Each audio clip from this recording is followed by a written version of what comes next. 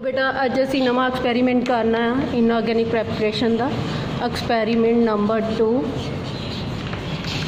That is to prepare a pure sample of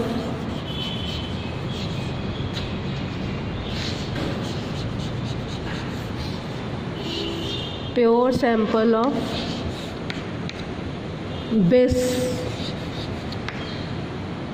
To prepare cis bis means two beta oxalato basis this oxalato diaqua chromate 3 Roman numeral oxidation state 3 iron. तो बेटा तुसी prepare की करना है experiment to prepare a pure sample of cis bis oxalato diaqua chromate 3 ion. Clear बेटा। हुण इस तो पहला कि बेटा मैं तुहानूं दसा कि है ना ये कंपलैक्स असीं प्रिपेयर करना है इहदा दैट इज़ किहड़ा आपां प्रिपेयर करना बेटा इत्थे फिर लिखिए है ना क्रोमेट है क्रोमियम 3 है ना आपां क्या स्केयर बैक स्टार्ट ठीक है। फिर ऑक्सालेटो C2O4 OX भी लिख देंगे C2O4 ट्वाइस बिस है ना एक्वा भी क्या di aqua chromate ion. Clear बेटा ये असी प्रिपेयर करना। क्लीयर ये प्रिपेयर करना हुण इत्थों ही क्लीयर है बेटा जो असी इत्थों ही क्लीयर है। क्रोमियम की ऑक्सीडेशन स्टेट 3 क्यों है वो भी देखते हैं। ऑक्सालेट आयन जिहड़ा बाईडेंटेड हुंदा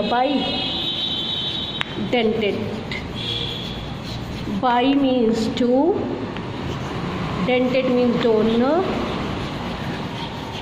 ठीक है जी। सो डोनर दो डोनर एटम ये होने दैट इज़ ऑक्सीजन ठीक है। ये वाटर की होएगा मोनोडेंटेड इन्ना क्लीयर बेटा। बेसिकली बेटा असी कोऑर्डिनेशन ये कंपलैक्स बना रहे हैं एक स्पैशल ब्रांच है केमिस्ट्री की कोऑर्डिनेशन कंपाउंड बना रहे हैं प्रिपेयर कर रहे हैं। वैसे आप कह रहे हैं इनऑर्गेनिक प्रैपरेशंस। तो कोऑर्डिनेशन कंपाउंड्स की होंगे पहले तो सानू पता होना चाहिए कोवलेंट बॉन्ड की होंदा। कोवलेंट बॉन्ड की होंदा बेटा एक कोवलेंट बॉन्ड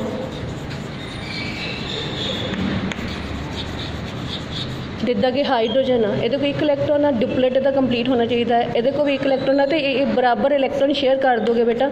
तो शेयर करोगे तो म्यूचुअली डिप्लेट इनू भी बिलोंग करूँगा एट द सेम टाइम इनू भी बिलोंग करूँगा तो आप कहने बॉन्ड हाइड्रोजन बॉन्ड हो गया। सो इसी तरह जो ऑक्सीजन के दो की शॉर्टेज ऑक्टेट नालों तो दो ऑक्सीजन दो इलैक्ट्रॉन जोड़े अनदर ऑक्सीजन एटम के नाल वो शेयर कर लूगा तो साढ़े को डाई ऑक्सीजन आ जाता है। नाइट्रोजन की गल करते हैं तो मतलब टू डबल बॉन्ड बन गया है ना। इदा फिर तुम नाइट्रोजन के 3 इलैक्ट्रॉन शेयर हो जाते तो ट्रिपल कोवलेंट बॉन्ड बन गया। तो बेटा कोवलेंट बॉन्ड की है इदा ये तो homonuclear homo mean same nuclear means nucleus means atom मतलब सेम एटम में बिलोंग करता है ना। तो di means 2 atomic means atom दो एटम्स जोड़े कि सेम एलीमेंट में बिलोंग करते हैं वो इक्वली शेयरिंग करते हैं म्यूचुअल शेयरिंग करते हैं तो कोवलेंट बॉन्ड बनता है। इसी तरह बेटा HCl की एग्जाम्पल लीए H देखो एक इलैक्ट्रॉन की शॉर्टेज है क्लोरीन को 7 इलैक्ट्रॉन है देखो भी ये डिप्लेट कंप्लीट करने लिए 1 इलैक्ट्रॉन की शॉर्टेज है तो ओबवियसली HCl बन जाता है ठीक है। हुण ये शेयर्ड पेयर ऑफ इलैक्ट्रॉन इन्हां दे विच तां सेंटर च रह रहा है ना बट दोनों इक्वली बिलोंग करता बट ये जो बॉन्ड बन जाता है HCl बॉन्ड बन जाता है बेटा तो शेयर्ड पेयर ऑफ इलैक्ट्रॉन ज़्यादा यदी तरफ इलैक्ट्रॉन एक्टिविटी क्लोरीन की ज़्यादा होने करके तो ये की करेगा अपनी तरफ अट्रैक्ट कर लेगा शेयर पेयर ऑफ इलैक्ट्रॉन। तो जो ये इलैक्ट्रॉन अपनी तरफ अट्रैक्ट कर लेगा शेयर पेयर ऑफ इलैक्ट्रॉन तो ओबवियसली की होगा ये स्लाइट नैगेटिव चार्ज आ जाऊगा समबट एक तो फार अवे हो गया सेंटर च ना रह के शेड पेयर ऑफ इलैक्ट्रॉन था एक तो ये समबट इलैक्ट्रॉन डेफिशिएंट हो गया मीनस की होया बेटा चार्ज सेपरेशन हो गई एट द टू एंड मतलब प्योर कोवलेंट बॉन्ड नहीं रहा समबट ਕੀ ਆ ਗਿਆ ਉਹਦੇ 'ਚ ionic character.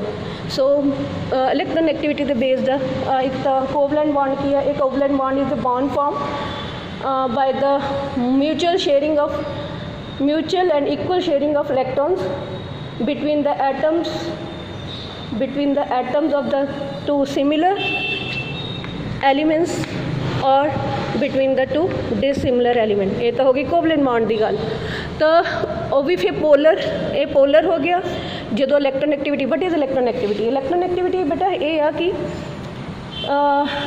Bonding already bonding state जो बॉन्ड है स्पीसी है मॉलिक्यूल है, this is heteronuclear diatomic molecule. Hetero means different, nuclear means nucleus, di means two atomic. दो एटम जो दो डिफरेंट न्यूक्लियस नू, दो डिफरेंट एलीमेंट्स के न्यूक्लियस नू बिलोंग करते हैं, सो दे आर हेट्रोन्यूक्लियर। ठीक है जी। सो पोलर हो गए। ठीक है। जे एक दी इलैक्ट्रॉन एक्टिविटी घट होएगी, एक दी ज़्यादा होएगी। जी ज़्यादा होएगी उसते स्लाइड नेगेटिव चार्ज आएगा, जो घट होएगी तो स्लाइड पॉजिटिव चार्ज आ जाएगा। दूसरी चीज़ बेटा इलैक्ट्रॉन एक्टिविटी है की है, एक तो क्या कि बॉन्डिंग स्टेट विच हुंदी है। इलैक्ट्रॉन एक्टिविटी की है बेटा, it is the property of the you can say molecule in its bonded state where the electron pairing power, electron sharing power